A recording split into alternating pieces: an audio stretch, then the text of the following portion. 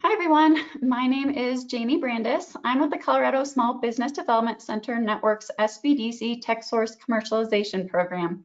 I'd like to welcome you all today to Everything You Need to Know About USDA SBIR. Now, very briefly, I'd like to introduce you to our state's TechSource program. There are two components to this program, which include Cyber CYA, or Cover Your Assets, and commercialization. Support for cybersecurity considerations is provided to small businesses through free one-on-one consulting, training, and resources. If you're interested in receiving specialized consulting related to cybersecurity, please reach out and we will get you connected to this side of our statewide programming. The commercialization side is designed to support science and technology ventures throughout Colorado. Businesses are pre-startup through advanced second stage, so if you have an innovative technology, you're likely a fit for the program regardless of your stage of business. SBDC TechSource Commercialization focuses especially on sources of non-dilutive capital where there's no equity given, technology commercialization, and SBIR STTR grants. We also cover R&D tax credits, government accounting, IP protection, access to capital, and market research. We provide customized expert consulting at no cost to you, as well as relevant workshops, events, and accelerator programs. These resources are available thanks to support from SBA's FAST program, VISA, the Colorado Office of Economic Development and International Trade, the Minority Business Office, and the City of Boulder.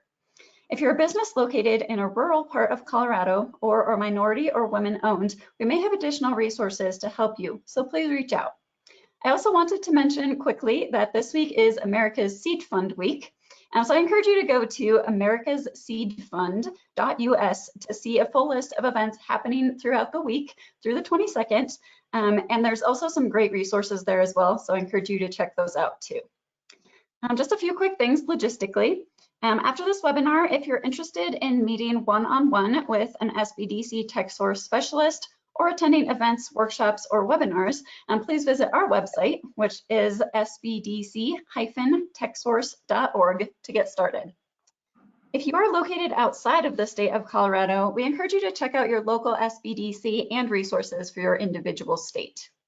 Today's webinar is being recorded, and you'll receive an email following the presentation with a link to the recording.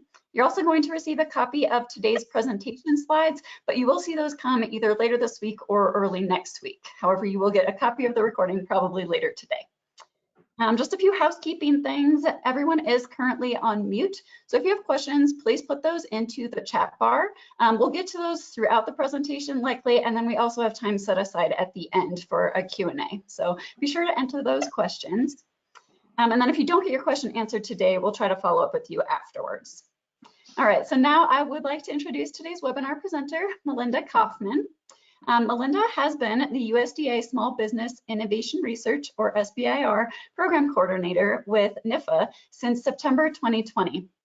In this role, Kaufman manages the program, which administers Phase 1 and Phase 2 grants and works closely with the Small Business Administration. Prior to her position here, Kaufman spent much of her career working at the University of Kansas, where she worked in social science research, consulting and training, and program evaluation. She was able to develop her research skills with both quantitative and qualitative data. She also expanded her program evaluation knowledge and became the primary evaluator for the evidence-based and emerging practices for her division. Kaufman served as the lead research associate for a national study organized by Dartmouth University. Through her research and evaluation projects, she became proficient in multiple evidence-based and emerging practices. She co-authored multiple Fidelity instruments and academic publications. Kaufman holds a Bachelor of Science degree in Agriculture from Northwest Missouri State University and an MBA from Benedictine College. She pursued her MBA to further her interest in applying business principles to social problems. She's a strong proponent of data-driven decision-making, project management tools and techniques, and results-based management. The SBIR program combines agricultural research, business principles, and public service, all of which are strong interests of hers. Now I'll turn it over to you, Melinda, and thank you so much for presenting today. Thank you, Jamie. Thank you very much for that introduction. I appreciate the invitation to present today. So I am the USDA SBIR STTR Program Coordinator. Are my slides showing? Yep, it looks good. Okay, all right, great. So I want to thank the Colorado, sorry, these keep switching, the Colorado SBDC Tech Source for inviting me. I really am very appreciative of this opportunity to talk to you a little bit about the USDA SBIR STTR program. So this first slide is just about SBIR STTR program goals. It isn't specific to USDA. This is true for all SBIR STTR programs throughout the federal government.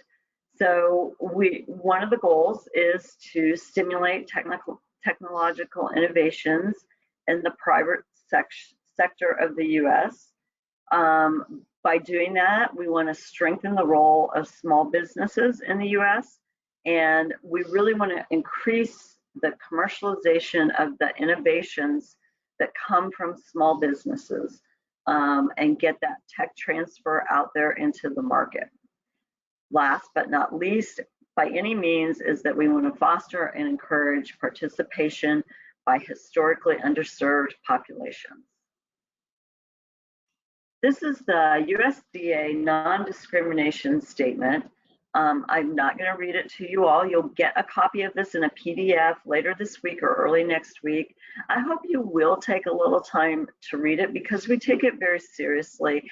And I just want to point out that non-discrimination extends to many categories beyond race and gender. It includes national origin, disability. There are a lot of categories in here, and I just wanted to point that out. So for all SBIR, STTR programs, we have 3 phases: phase 1, phase 2, phase 3. In phase 1, that is primarily to establish the feasibility of your project.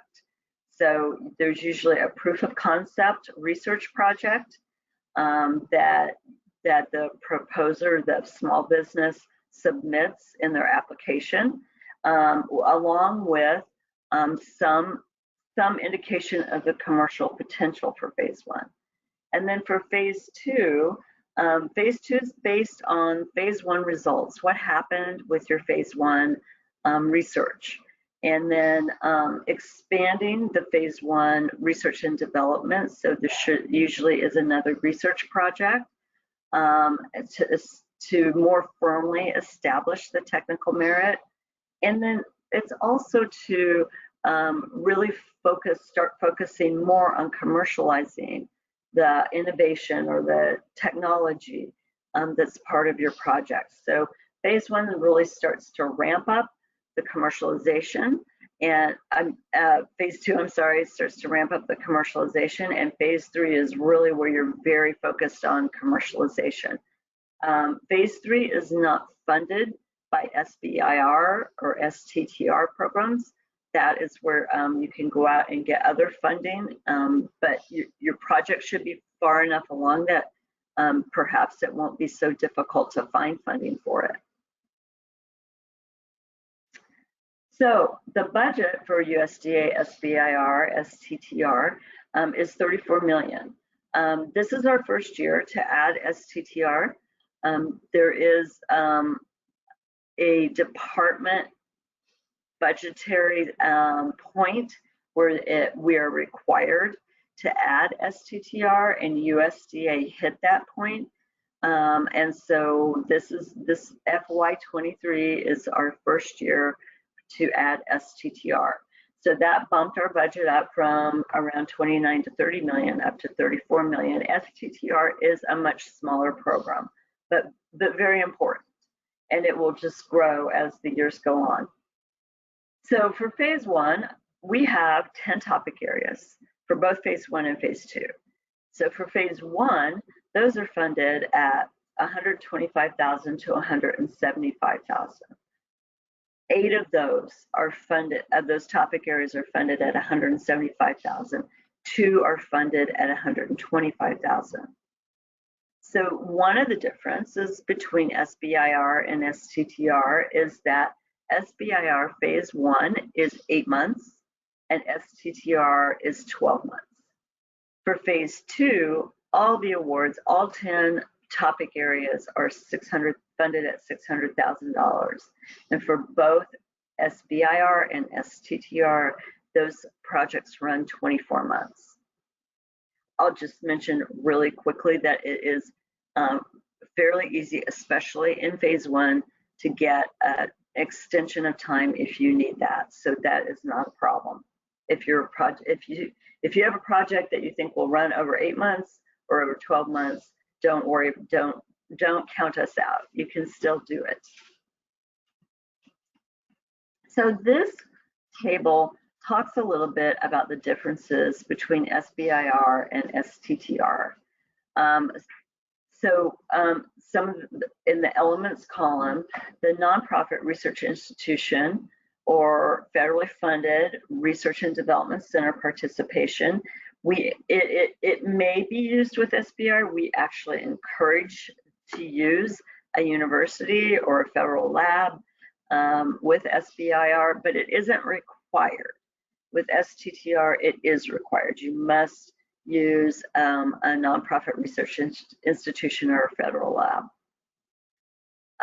For the percent of participation of the nonprofit research institution or federally funded R&D center, those numbers are different. So for SBIR, it's 33% or less for phase 1, and it's 50% for phase 2.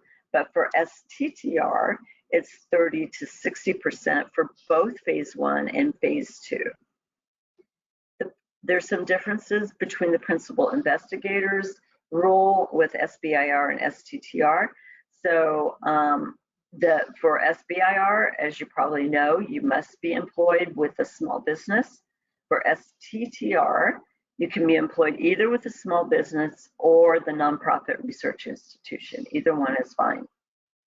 And then a formal cooperative agreement that outlines the intellectual property rights is required for STTR, but not for SBIR.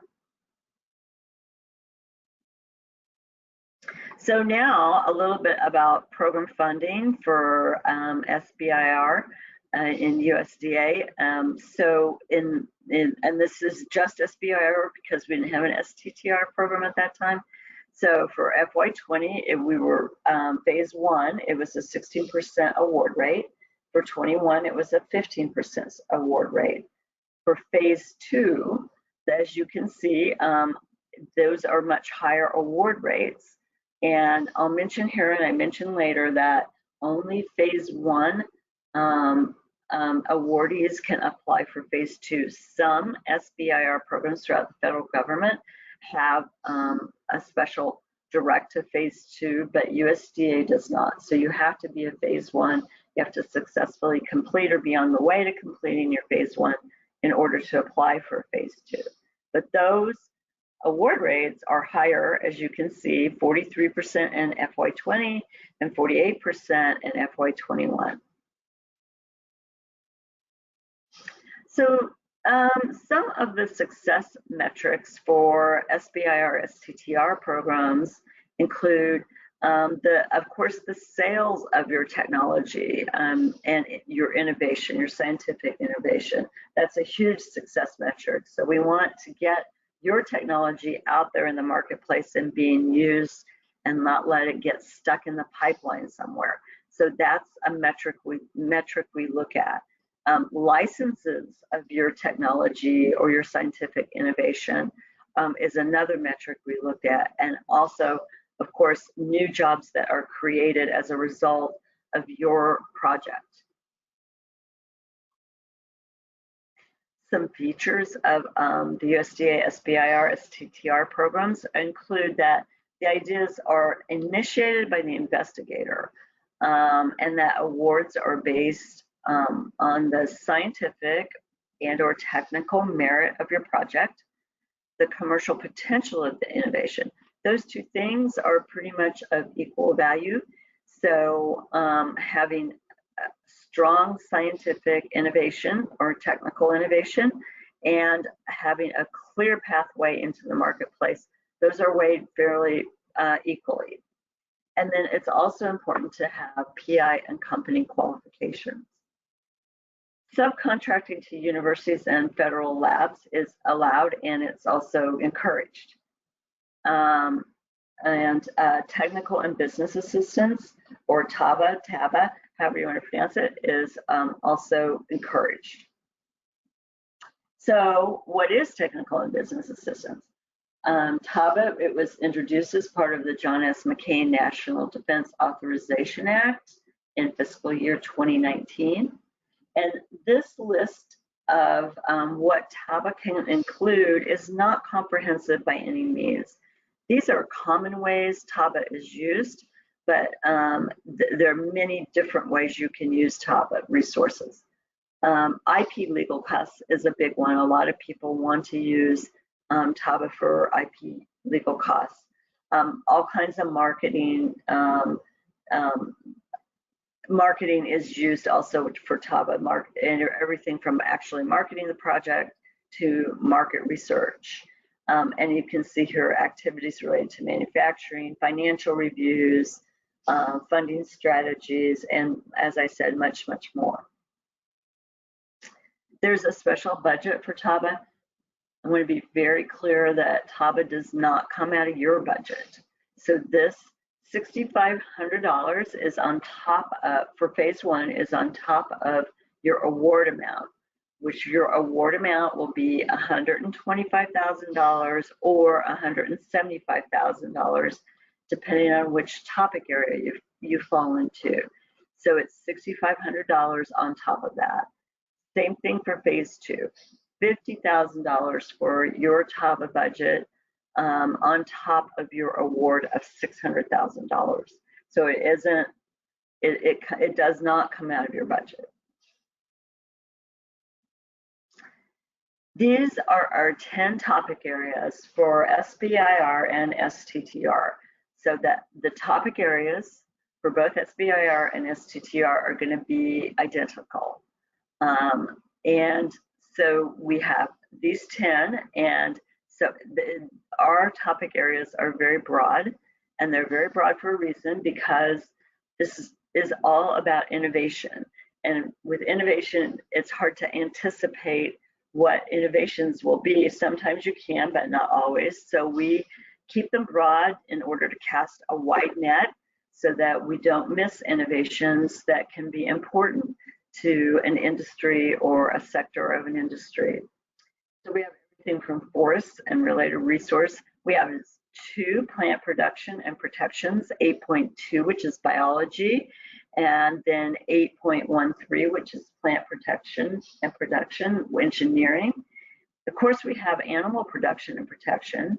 We have conservation of natural resources, which includes air, soil, and water. Food science and nutrition is a pretty large topic area. We get a lot of proposals for that. Aquaculture, which is very important, and biofuels and bio-based products. The other 2 that are coded in a different color, 8.6, rural and community development, and 8.12, small and mid-sized farms, they're tagged here to remind me to tell you that these are just a little bit different than the other 2 topic areas in 2 ways. One is that you can use off-the-shelf technology. You don't need, your technology does not have to be a new innovation. I know that's a little redundant, but it doesn't have to be completely new. You can take an off-the-shelf technology for 8.6 or 8.12 and apply it in a novel way. So that's where the innovation piece would come in, by applying it in a novel way. And these are also the 2 topic areas where they're funded a little bit lower in phase 1.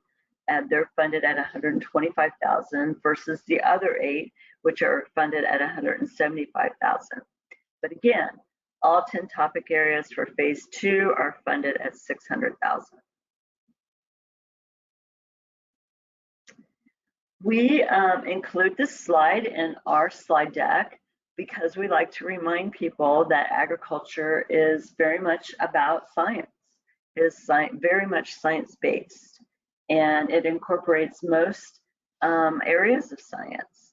So as you can see here, you know, we do everything from IT to acoustics to genetic engineering to food safety, physics, robotics, all of those things and more. This is just a sampling. So what I like to say at this point is if you have a scientific or technical innovation that is not geared towards agriculture, it might be worth your while to just take a little bit of time and think about whether there might be an agricultural application for your innovation, because we do welcome all kinds of scientific innovations, and there's all kinds of room and space within agriculture for those. And you can look in our 10 topic areas to get an idea if there might be a fit. Melinda, I just wanted to interject really quick with a question that came in, since it's more specific about an industry or technology area, and that's related to desalination technologies, and if that is something you've seen, and if there's a specific topic area that one should be submitted under. Yes, that would probably be under conservation of natural resources. Conservation of natural resources 8.4. Used to be called air, soil, and water, and now it's called conservation of natural resources, but that is where a lot of water projects would be going. So yes, we do get desalinization projects, and that would probably be the first thing to look at. Fantastic, thank you. Sure, thank you for the question. So just to give you some general idea of what we shoot for with typical timelines, we try to publish our phase 1 RFA in July. It has to go through many approvals, so sometimes we don't hit that mark, but that is what we try for, is July. And we're still hopeful that our RFA for phase 1 will be published this week or next week. It's in the last stages. And then right now the proposal deadline for FY23 phase 1 is October 6th. And then reviews and awards notifications go out between December and February. The reviews take place between December and February, and then the award notifications start in February and go through probably a little bit of March. The start date for phase 1 is July 1st. For phase 2, and again, I just want to remind you that phase 2s are only open to phase 1 awardees. We don't have a directive phase 2. So phase 2s are released, that solicitation is usually released in December, and then the proposal deadline is early March. The reviews take place between April and June, and then the start date is September 1st. Now I want to just talk to you a little bit about the USDA, specifically SBIR, STTR review process. It is a little different than some of the other SBIR programs across the federal government because we are grant-based, we're not contract-based. So we believe that the best way, the fairest way to review proposals is by a peer reviews. So we gather panels of outside experts. They come a lot from academia, but also from industry and nonprofits, and sometimes from federal labs. And so we gather these panels for each of the 10 topic areas. They each have a panel of outside experts. And you will get, if you'll recall, the success rate, the award rate for phase 1 is about 15%. So we wish it could be higher than that. We wish we had a higher budget so we could award more of these innovations, some money to continue their research. But that's, it is what it is. And so we have a 15% success rate. So it's very common for a small business to reapply the next year. And to help with that, you get verbatim copies of the reviews. You get feedback from the panel that is meant to make your proposal more competitive for the next round. So you get that information. If you don't make it the first time, then please consider, taking some of that feedback, tweaking your proposal, and reapplying the next round. For phase two is different. You're only able to apply one time for phase two. However, you also, both for phase one and phase two, you do not have to apply at the first opportunity. So if you'll remember, phase one for SBIR is 8 months and for STTR is 12 months. If you don't feel like you have your phase two application ready at the end of 8 months or at the end of 12 months, you can wait. You can wait a year. You can even wait 2 years to apply. It is important to make your phase two application the best it can be, since you're only able to apply one time for phase two. So university and government scientists' involvement in the SBIR and STTR programs. So there's a thing called a Cooperative Research and Development Agreement, or CRADA, and that is with a federal lab or a license to a federal license of your innovation. And we'll talk more about CRADAs because they're kind of important, so we'll talk about that soon. But in general, scientists may serve as consultants or receive a subcontract and continue to work full-time at their home institution. They are limited to no more than 1/3 of a phase one award and 1/2 of a phase two award.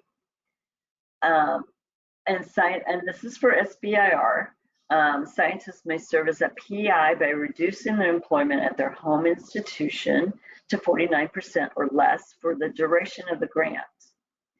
And also we ask that that scientists, government scientists and university scientists that serve as consultants don't use their own labs, that they find other lab facilities.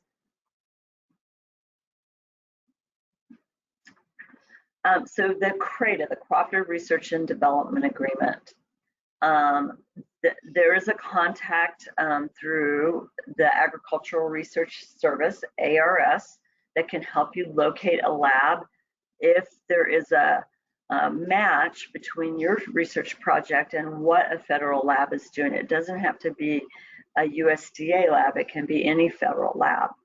And CRADAs are a little special because they are one thing that will give you an advantage. So if a peer review panel assesses 2 applications to be of equal value, but one of them has a CRADA agreement and the other does not, then the CRADA agreement is the one that will be awarded.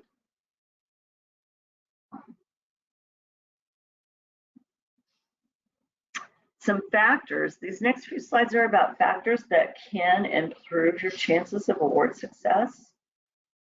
Of course, again, having high scientific and or technical merit is probably #1, but right next to that is also having a pathway into the marketplace, the commercial potential.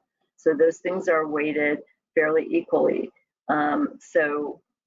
Again, phase 1 is going to be a little more focused on that feasibility, that proof of concept. And then from then you're going to continue the scientific research, but you're also going to start ramping up that commercial piece of it, how you're going to get it into the market, excuse me, and sustain it when it is there. And we at the USDA really welcome proposals that are high risk, high reward. We feel like we have a solid understanding that small business is often a disruptor of industry and sectors. And so high risk, high reward. If you feel like your project falls into that category, please don't shy away from a USDA, SBIR, STTR grant. We welcome those. So some of the things that might help with your chance of award success is having good consultants. That's very important to demonstrate that you have that expertise on your team. And you can do that through, you know, subcontracting or working with a university or federal lab with a CRADA agreement. There's a number of ways to do it. It's also important to demonstrate that you have some business expertise on your team or available to you. So that should be in your proposal. Strong letters of support are very important. It is a little bit of a concern if there are no letters of support. So you want to get letters of support from end users, from the people who are going to be buying your project, your product, or people who want to invest in your product in phase 3 or sooner than that. So those things are very important. Strong letters of support. There isn't any rule about how many letters of support you should have.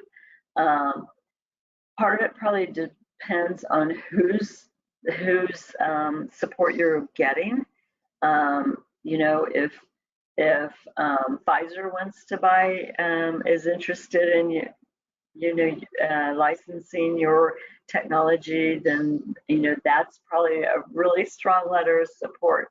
But generally, I tell people to have something between 2 and 4 letters of support. And then also, you're going to have to demonstrate that you have a clear understanding of, again, the entry into the marketplace, and then once you've entered into the marketplace, how you plan to sustain your place in the marketplace. So the application process for phase 1, this is just a really practical guide, but it's important, and unfortunately, it knocks people out every year because they don't follow these guidelines. So that's why I include it in our slide deck. So given that our phase 1 RFA is due to be published very soon, I would say if you haven't already, go ahead and register with SBIR.gov. Do that right away. If you can do it this week, that would be great. And then you have to work on registration for grants.gov. And in order to register for grants.gov, you have to register with SAM.gov. And this is probably the trickiest part of it, is that it can take some time. So as it says right here, it can take up to 2 weeks, up to 7 weeks to get fully registered with SAM.gov. So now is a really good time to start if you haven't done it before. If you have registered with SAM.gov, be aware that there is an annual update. And so make sure that you have done the annual update. We've had people who have had problems with that too, who didn't realize they had to do an annual update. So it's very important just to go ahead and get that done as soon as possible. And then once you have that, you can create a grants.gov username and account. Some more advice for phase 1 applications. So, we have those 10 topic areas, and there's a national program leader for each topic area. So you can contact that person. That'll be in the RFA, and you can contact that national program leader for a consult. And right here, I just want to stop and explain a couple of things that you might recall that I said all 10 of our topic areas are broad, and we purposely keep them broad so we can capture innovations. But one of the consequences of that is that sometimes people's innovations seem to fit within more than one topic area. But we have an SBIR STTR National Program Leader, and his name is Dr. David Songstad, and he is familiar with all the topic areas. So if you find your innovation fitting into more than one topic area, I would suggest that you first ask for a consult with Dr. Sonstad, and then he can help you, make that. He won't tell you what to do, but he can go over some pros and cons and talk about a little more in depth about the topic areas and about your innovation and where you might fit. And then from there, once you choose your topic area, then you can go to the national program leader for that topic area and ask for a consult. You can contact either Dr. Sonstad or the national program leader for your topic area any way you want. What I suggest for people to do is to write a very brief informal email with just a paragraph or maybe two at the most, summarizing your project. So just it gives the national programs leaders a little head start, a little time to wrap their head around what you're going to be coming in and talking about. I think it's an advantage for you. So write that and then ask for a consult, and then that will get scheduled. Then on the other end, the other thing that's important to do is to follow the application guidelines for formatting, page limits, required documents, and the format for the documents, whether that's PDF or Word or whatever. Those are all really important. So last year, we received almost 700 applications. And once the opportunity closes, we have to do an administrative review. And in the administrative review, we have to go through and make sure all the required documents are attached and that the formatting was followed. And just in the interest of fairness, if it was not, if we don't have all the required documents, formatting wasn't followed, then that application doesn't make it to panel. So we had almost 700 in FY22, 526 of them made it to panel. So it's very important to follow all those guidelines. They're all in the RFA. It's all right there. And then also make sure that your application responds to all the review criteria that is listed in the RFA. And so you'll hear this over and over again. It's so important to read the RFA. I recommend, I know you can search the RFA online, but I recommend to download it. And then whenever you have a question, use some search terms and search it. And usually you will find your answers there. More advice for phase one, spend just a very small amount of time in your proposal giving the panel your vision, your dream. Where do you see your innovation being at the end of phase 2 or in phase 3? Let them, come along on that journey with you. So spend a brief time on that. And then you must focus on critical enabling factors. What are the factors that will that make this innovation a viable option? And then also align your project with USDA priorities. Those are also listed in the RFA. So look over those and then make clear in your proposal how your project aligns with some of those USDA priorities. It doesn't have to align with all of them, but align with some of them. And then you must provide a detailed experimental plan, and it has to include proprietary information. Also provide insight into the commercial potential. So that means, I'm sorry, I have a dog with a squeaky toy. Excuse me just a minute. Pardon me. Provide that insight into commercial potential. And, that's just showing that pathway. Again, how you're going to enter the market and how you're going to sustain yourself in the market. And then again, show connectivity with those communities. Who are the end users? Who's going to buy your product at the end of the day? Who wants to invest in your product? So all of these things should go into your application. And then there are many assistance resources. I just want to make sure you're aware of them. You're with one right now with the Colorado Tech Source SBDC. So there are small business development centers, as you're aware. There are also federal and state partnership programs, which are called FAST programs. And they're there to increase the awards to women and socially and economically disadvantaged individuals and small businesses that are usually in underrepresented areas, which are rural states most of the time.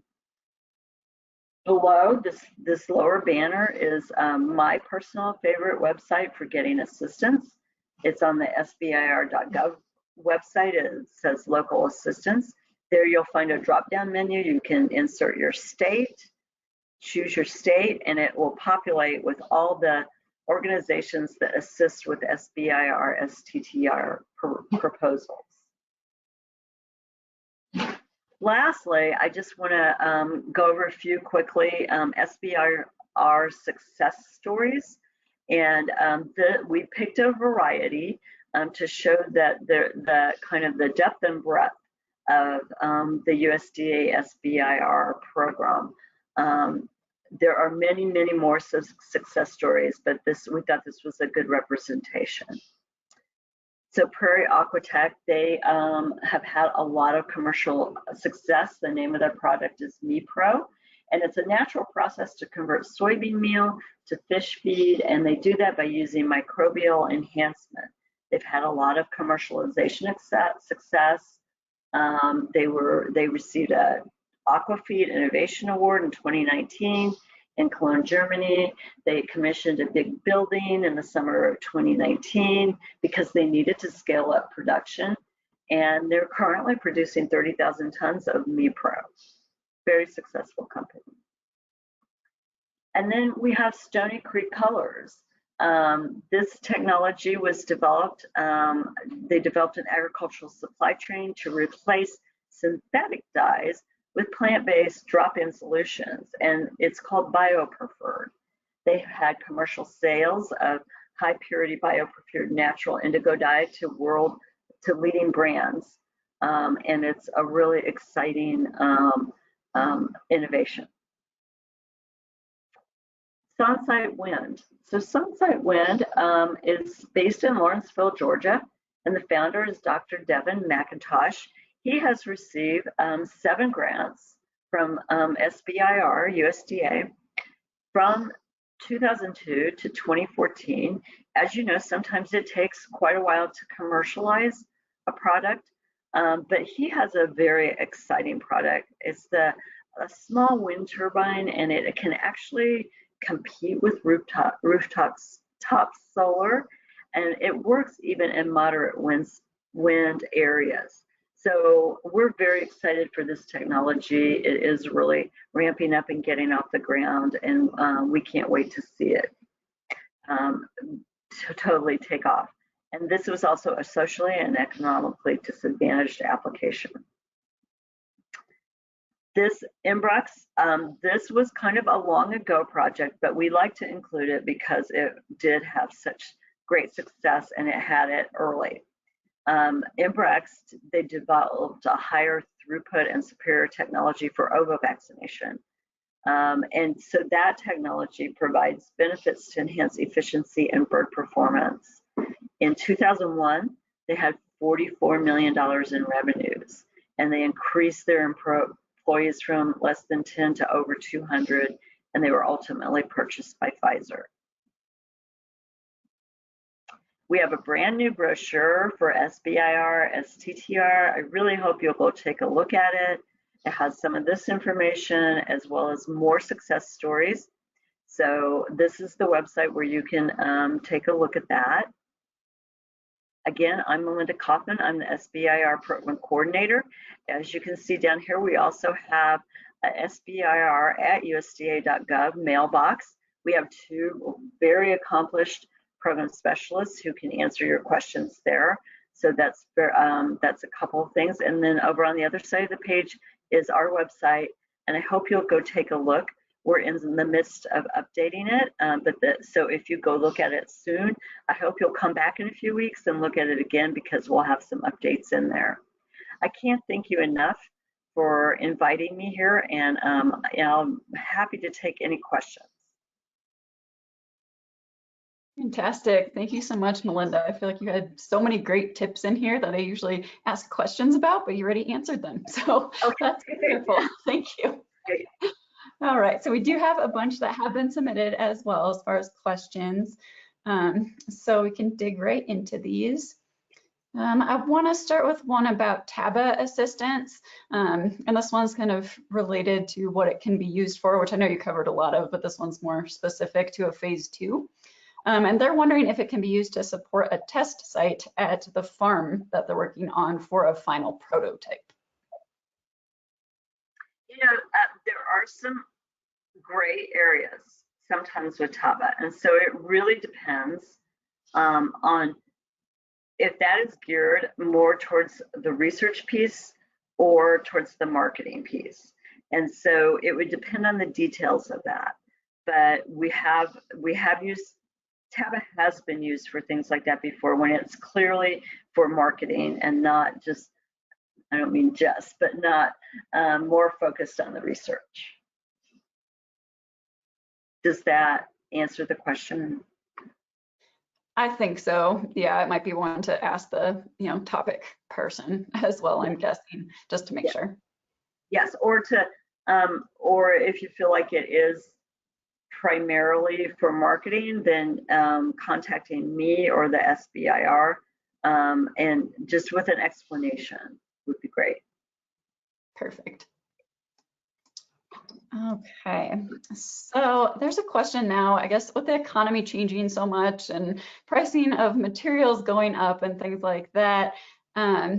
Let's see, they're understanding that the budget can't be increased, but do you have suggestions or options that they might want to consider to accommodate the inflation issues that are happening, and how they stay in budget and stay within, the guidelines of what they've been awarded? That is a really great question. Nobody's asked me that yet. I'm surprised that nobody's asked me that yet. I don't have any great ideas for that. It certainly is a dilemma. You might look at the scale of your project. You might look for supplemental funding. So other than that, I'm sorry, I don't have any other great ideas for you. But I guess it'll just require some more innovation, I think, about how to, maybe scale down your project a little bit. That makes sense. I know it's a challenging time for a lot of people, so it is. Hopefully we'll get past it soon. I hope. Yeah. All right, thank you. So this one's kind of wondering if it makes sense for them to be a lead or a sub based on they're worried that they would have a challenge meeting the threshold limits for outside subs, contractors, researchers, that type of thing. So would you recommend abandoning SBIR and then pursuing something like an AFRI foundational or applied science as a sub to research entity as them being the applicant in that case? It might be worth looking at AFRI. It might also be worth looking at STTR. I don't know if that would be a fit for them, but that might be something. And on the SBIR.gov website, there's a lot of information about STTR. There's some tutorials as well as some written information, and they're really quite good. So I think either one of those things might be worth looking at. Thank you. Yeah, and I will reiterate, those tutorials are fantastic and have so much information. So yeah, I encourage people there too. Yes. All right, so this question is basically about the market sizing piece of their application. And if there's a preference to see TAM, SAM, or SOM that the focus should be on. So just for people that don't know what that means, I'll say what those mean. Total addressable market, let's see, serviceable addressable market and serviceable obtainable market. No, we didn't. No, we just want to know your plan for how you're going to go about marketing your product, or your project or your innovation. So whatever you think is the best way to go about it, that's what we're interested in, and your rationale for that. Perfect. That makes sense. So the next one, we do get questions about intellectual property protection a lot. So this one was just when you put up those success stories, they noticed that there were copyright and trademarks on those. So they're wondering if that was developed before they applied for SBIR or during the process of the award. Usually it's during the process of the award. It's usually in phase 2 or even phase 3. I would say often in phase 2. Occasionally people do come in with some IP for phase 1, but I would say most commonly phase 2. Great, that makes sense. All right, so this person is wondering, is there a limit to the number of applications? They have in mind a reapply and 2 distinctly different technologies for proof of concept for phase 1. No, as long as I understand it, you're saying 2 distinctly different proposals. Yes, you can apply. You can apply in the same year with 2 distinct proposals to 2 different topic areas. That is not a problem at all. I mean, you could apply to the same topic area with 2 proposals, but then you're competing with yourself, so that doesn't make a lot of sense. So we do have people probably every year with more than one topic area proposal. So yes, that's perfectly fine. Fantastic. So this is a longer question. It was kind of circumstantial to the person's situation, but was just kind of looking for feedback on, maybe why they weren't accepted just based on, your, I don't know, intelligence on this. So he was saying that he reached out prior to submitting a proposal to the topic program leader, like you suggested. And then that guy said that he assured him that he did fit with it. But the panel summary review cited unclear on direct links to agriculture as the primary reason for not funding the proposal. Let's see. And then, but there was another panel review comment saying a strong proposal with high likelihood of success. So I guess he was just kind of looking for feedback on maybe what he could have done differently or better, or any insights there. Sure. If you have, there are numerous reviewers, at least 3 reviewers review each proposal. So, you're provided with feedback from each of those reviewers, and that may be where, the confusion comes in. But you can, I assume that was a phase 1 and that you're thinking of reapplying. So I would suggest having those reviewers' comments in front of you and asking for a consult, again, with the national program leader to clarify that a little bit more, because the national program leader was in that panel and maybe can give you some guidance and to kind of bring those 2 different comments together. I mean, it sounds maybe like there just needs to be a stronger connection to how it's applied to agriculture, but I would feel better if you would contact the national program leader to get some feedback about that. And that's very common, that people want a little elaboration on their panel comments. Great, thank you. That's really good advice for how to get more information and hopefully succeed next time. Sure. Great. So this person is wondering if cost sharing is a factor to improve award success for a phase 1 application. No, it is not. That's the short answer.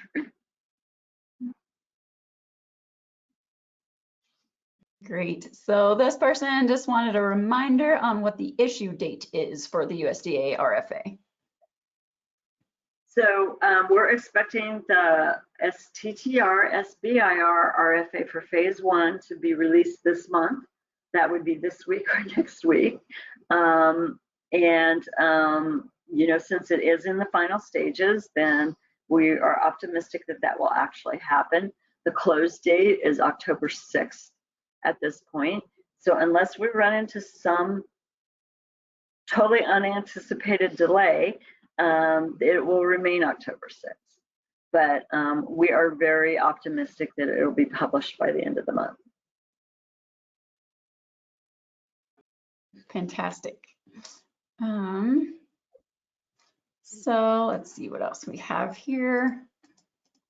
I guess review panelists, there's kind of a question there about how they're selected and has it been a challenge to recruit them? And I know some different agencies do it different ways. So there's just, I guess, curiosity around that. Right. And I think the easiest example is aquaculture, which is a smaller program, but they kind of, you know, there's a network that people in aquaculture, experts within aquaculture kind of know each other. And so there is like a group to recruit from. And it's not necessarily that panels are the same panels year after year. That's not true. In fact, panel managers can only serve for so long, and then you have to change panel managers. So we try not to stay stagnant, but there usually is, you know, a pool of people who are experts across the country in any topic area to pull from. And you know, I will add that it is a challenge because they aren't necessarily paid really well for doing this. And so it is kind of a contribution that people want to make to small business and to research. But we've made it work, and we think it's the best way to assess proposals. It's the fairest way. That makes a lot of sense. All right, so I think we have time for maybe one more question, and I also want to give you time to say any closing thoughts here. Jamie, before you go to that question, may I just add, we also, with our panels, are really cognizant and watch closely any conflict of interest. So that's vetted, and so any panelist that has a conflict of interest with a proposal sits out for that proposal anytime that proposal is discussed. That, you know, we're virtual, but they're out of the virtual room, and that's taken very seriously. So so there's a lot that goes into panels, and that's just one piece of it.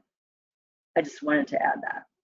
Yeah, that's helpful. I know this person too was really curious about the pandemic and how that might have affected, you know, the qualifications of the panelists and that type of thing too. You know, what it affected mainly was that I wasn't here. I was hired during the pandemic, but these panels used to be held in person, and now they're held virtually. And we don't really know how they'll be. You know, we're in Kansas City, and the COVID rate in Kansas City right now is high. And so we don't really know where we're going with this pandemic. So we don't know how these panels, if we'll ever be back in person or if they're just always going to be virtual. It's just an unknown. Totally understandable. The world has changed a lot. Yeah. We'll stick, and what will change, you know, will not. Definitely. Well, we have about 1 minute. I kind of wanted to open it to you if you have some closing thoughts or, you know, points of things people should be thinking about as this opens and that type of thing. Right. One thing you can do is you can go to grants.gov and sign up there to, you know, to be notified for the USDA SBIR STTR phase 1 FY23 grant. So it's easy, and then they'll notify you when it is published. And so that's one way. You can also just, you know, check in on our website every day if you want to do it that way. But those are two ways that you can monitor how to do it. But I don't, you know, it might be easier to sign up at the grants.gov website. Perfect. That's really helpful. I want to thank you so much for being here today with us. Just wanted to let everyone know again, we will send out the recording and the slides. So if you see the slides either later this week or early next week, you should get the recording pretty soon after this today. Thank you again, Melinda. For inviting me, and I hope this has been helpful to the audience. Fantastic. Thank you. Thank you. Bye-bye. Bye.